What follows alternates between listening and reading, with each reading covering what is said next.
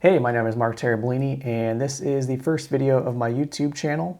And I'm just kind of getting started with this. I've posted a few videos before, but I'm nowhere good at this, so bear with me as I work on it.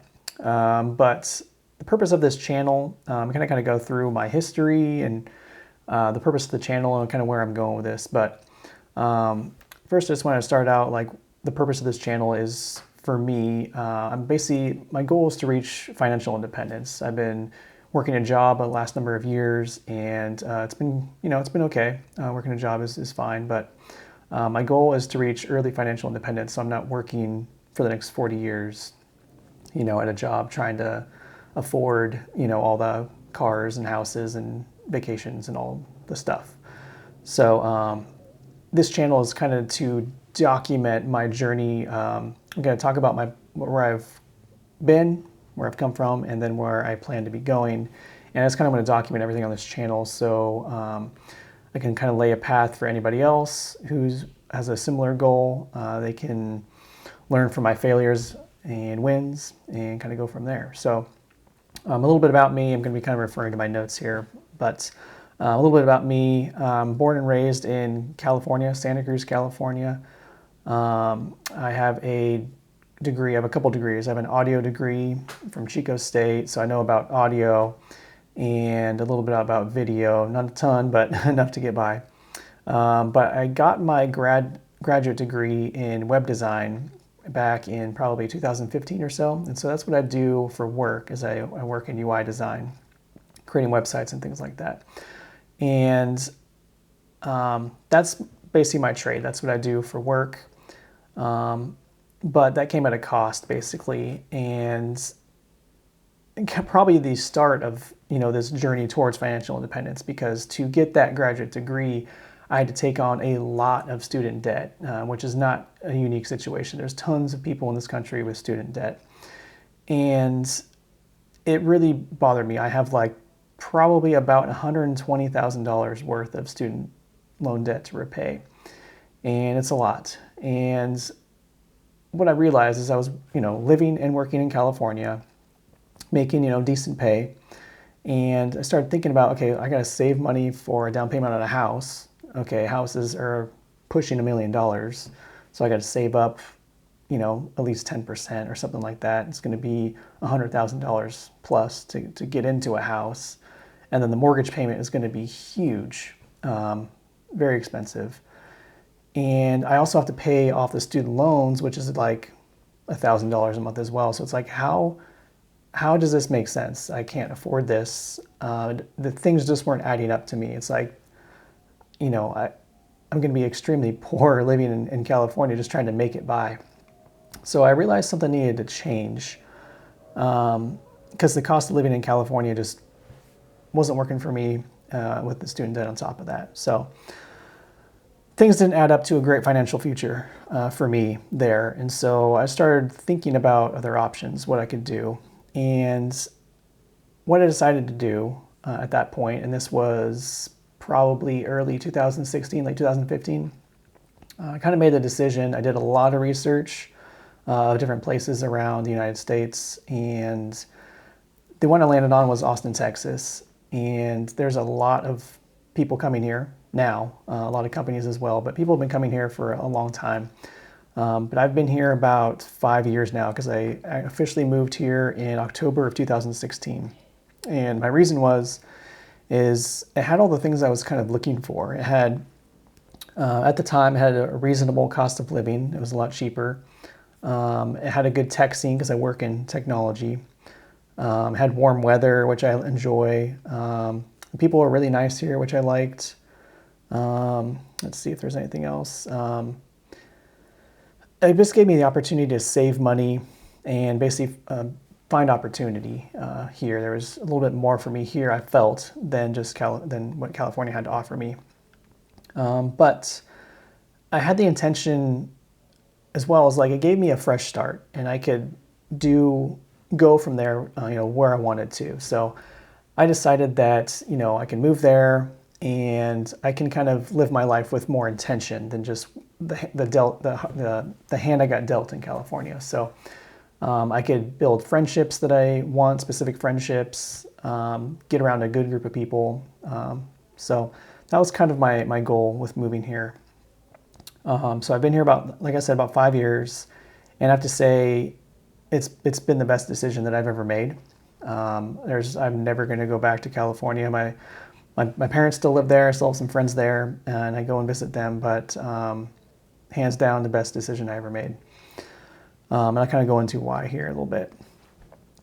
So over the last 5 years, so when I first moved to Austin, I didn't know anything about finance or anything really. I was still working my job, regular hours and everything, and I was still trying to figure out, what it was I was going to do here and trying to figure out my financial situation. The good thing was I was able to get my own apartment, which was not possible in California. You always have to have roommates unless you make a lot of money. So I was able to get my own place, which was nice, but didn't really make a lot of progress financially at first. So I started looking into different things. So at first I found a guy named Tim Sykes, I believe that's his name, and he's really big into stocks, trading stocks. So, you can get in when the price is low and, sell when it's high kind of thing, and in and out. And you can make some decent money if you're good at it, but I realize it's a lot of work, and I'm not opposed to hard work, but there's a little bit of luck involved as well. But anyways, I kind of started there, and I started doing some trading and made a little bit of money, lost a little bit of money, but it was definitely a learning experience for sure. So that's kind of where I started, and then I kind of just kind of started researching more, looking up more things that interested me about finance and things like that. So I came across Bigger Pockets, and Bigger Pockets is a real estate investing podcast. And I started listening to a lot of interviews on there, and it got me interested in real estate. And then from there, through all the interviews, I learned about Robert Kiyosaki. Rich Dad Poor Dad is his book, and that kind of flipped the script for me. That was kind of an aha moment. I watched some of his videos, read his book, and it really got me started on my path towards financial independence. And so, if you're looking for the same kind of thing, I would highly recommend checking out Bigger Pockets, Robert Kiyosaki, Rich Dad Poor Dad book. That's a great place to start. But that was just like the beginning. And so I started reading a lot more books, started getting into kind of like real estate investing and personal development kind of at the same time. So I stumbled into people like David Osborne. He's a local here in Austin, and he has a bunch of Keller Williams franchises, but he's big into personal development as well. Jim Rohn is another person who worked in the financial, or not in financial business, but worked in personal development space. And I learned a ton from him. He has some videos on YouTube, and they're super old, probably from the 70s and 80s, but really, really, really good content. So if you're looking for kind of personal development stuff, Jim Rohn is awesome. David Osborne is awesome. Completely changed my mindset and literally became kind of like a new person. Like my mind kind of just changed from the way I used to think to kind of a new way, and I couldn't go back. So I highly recommend those books and some videos by them. So from there, I started learning everything I could about real estate investing, but also I have an interest in digital marketing as well. And so I started going to something here in Austin called Digital Marketing Party. And essentially what it is it's a monthly event, and you go to, it's almost like a bar. Sometimes it pretty much is a bar. And you go there, and it's just a bunch of other digital marketers looking to network or learn something. But what they do is you go there, you network for maybe an hour and a half or so with all the different people there. And then there's a speaker on a certain topic for probably about 45 minutes. And it could be, lots of famous people have come and spoken on stage there.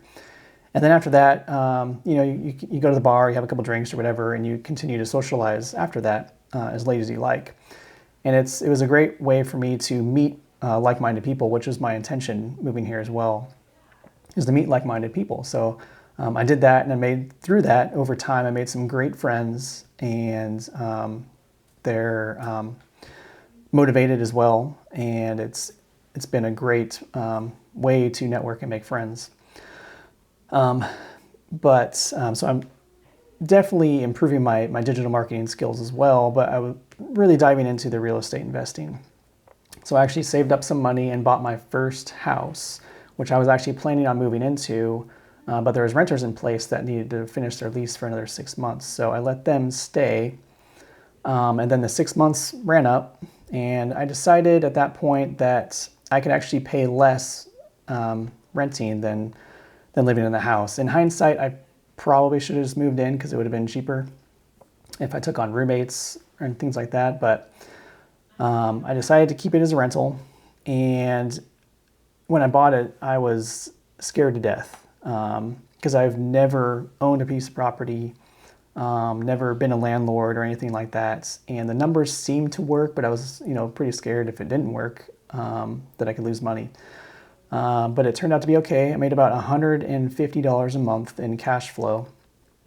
So that was pretty good. And I held on to that for, 6 months. Then I got a new tenant, and then I could raise the rent a little bit, probably made about $200 a month, something like that. So it went pretty well. And that's, a project that I continue to work on. There's a lot of projects that I'm taking on with that house now to improve the value of the property, which I'll get into later. But that property is great. It's running. It's about $400 cash flow now, and if I put new tenants in there, I could probably cash flow about $600 or $700 after some of these improvements. So that has been an excellent investment, and the property value has been going up as well. So that's been life-changing, honestly. So currently, right now as well, I talked about the digital marketing side. So I've been spending a lot of time on building an authority website, which I'll get into a little bit later. But I have a skill set, and basically I grew up doing it, a sport, and I'm building an authority website around that topic so I can eventually create digital products and things like that. And so I'm putting my digital marketing skills to use. So I'm building that as an asset that can eventually create cash flow. It's a lot of work, and it's going to be probably, a while before I make some decent money from it, but it's a start. And then I have the house, which is creating cash flow each month, but also gaining appreciation in the market as well. So basically, the idea is I'm trying to build multiple sources of income. So the first was the house, and that's kind of doing its thing. The second is this authority site, which I'm spending a lot of time on, building that asset out. So there's that. And then I actually bought another house, and it's the house that I'm in right now. And this is my primary residence. And it was a little bit more expensive. The mortgage payment is high up there, higher than I would prefer to pay. It's about $2,600 a month for the mortgage here. And before I was living here, I was paying $800 and living with my girlfriend and some other roommates. Super cheap. So $2,600, it's expensive. But I didn't go into it thinking I was going to pay that. So the idea is to have strategy behind your financial choices. So the reason I bought this house is because it had 2 master bedrooms, one on each side of the house. And one of them has an external door. It's a sliding glass door. And my plan was to make that an Airbnb room with a separate entrance. And that's exactly what I did. But the thing is, this house was built in 1978, so it's very old. You can see the beautiful bars on the windows. There's popcorn ceiling. There's nasty carpets. There's wood paneling. Yeah, it's old. It doesn't look great. So I learned some handyman skills, and I'm working on it. I'm buying tools, and the plan for this room is to completely redo it. Going to be retexturing the ceiling and the walls, ripping out the carpet, putting in new baseboards, painting, new closet doors, new door to the room. So I did that to the Airbnb room already, except for the baseboards and the carpet. Right now it's carpet still, but I mudded all the walls and then I retextured it and then painted it, and it looks a lot more modern. And I put in some new light fixtures as well. And the idea was to kind of make it look a little bit more modern, a little bit nicer, so I can get a better Airbnb rate on the room. And that's exactly what it did. But I'm going to do that to the rest of this entire house. And I want to kind of document that here on this channel as well, because I'm going to be doing a lot of do-it-yourself kind of handiwork, because I can save a lot of money doing that. And I feel like money is crucial right now, but I can get a lot of value in the property, and then I have options at that point. So we also, my girlfriend lives with me now, so she pays some rent as well. And then we also have a roommate here. And so she pays me some rent, the roommate pays me some rent, and then I get income from the Airbnb as well. So with all that, the mortgage is covered, and I have enough to pay for the utilities and actually make a little bit more. So like with the mortgage paid down, and utilities, I make about maybe like $500 extra a month. So I live here, I get paid to live here basically. And that was my intention with purchasing this house. So while my mortgage payment is high, I don't really pay it at all. And that was my plan. And anybody can do this. It's called house hacking. And you're essentially having other people pay the mortgage for you while you live there. So I'm doing that right now. I have other plans in the works that I'm going to get to as well. I'm going to try and make more income from this property. We'll see. Possibly building a small, like tiny house in the backyard. So we'll see how that goes. But I'll keep you posted on that. So my plan moving forward is to save money as much as I can. I'm saving money with having roommates and doing the Airbnb, saving money so I can do more projects here. I need to redo the kitchen. I need to take out a wall in the main living room, redo the bathrooms, redo the flooring. There's a lot of projects to do here. I'm going to kind of document all that here so you can kind of learn, you know, what I'm doing, how it's going, the problems I run into, the expense of it, the money I save from doing it myself, all that kind of stuff. So the plan is to remodel this house and my rental property a little bit too. I'm going to put in new countertops, new flooring, going to build a deck. Yeah, I think that's about it for now. But the idea is to build a small house in the backyard for more Airbnb income. But and then eventually I want to buy another property in another state for further Airbnb income, because Airbnb seems to be a great way to reach early financial independence. So that's going to be my direction, I believe, along with the website, the authority website that I'm building. But the goal is to basically replace the income of my job with real estate and digital assets, basically. So that's my goal. And this video is basically my pattern interrupt. I have a certain pattern. You know, everybody has a pattern, and you kind of fall into it because it's easy and you're used to it. And I'm doing this video because I need to stop doing the norm, and do something new, and this is going to be another channel basically. So I'm going to have my authority site, and this is going to be kind of like my documentation of, you know, where I'm going and my goals and how it's going along as I do it. So to help anybody else out who wants to do this as well. So this is going to be a kickstart into the kind of a new chapter. I can share my wins and losses and kind of go from there. But really, I have not really any idea what I'm doing really. I'm just kind of going for it. I kind of like read and watch videos and learn what I can, but I'm definitely not going to get it all right. But yeah, this is kind of the beginning. I've made a little bit of progress so far. But I mean, I still have that $120,000 worth of student debt and not a ton of money in the bank. So it's rough, and this is kind of the beginning. So I hope you will join me on this journey, and I hope you can learn a few things from what I'm doing, and we'll kind of go from there. So if you kind of like this information, this content, please like and subscribe, and I will see you in the next video.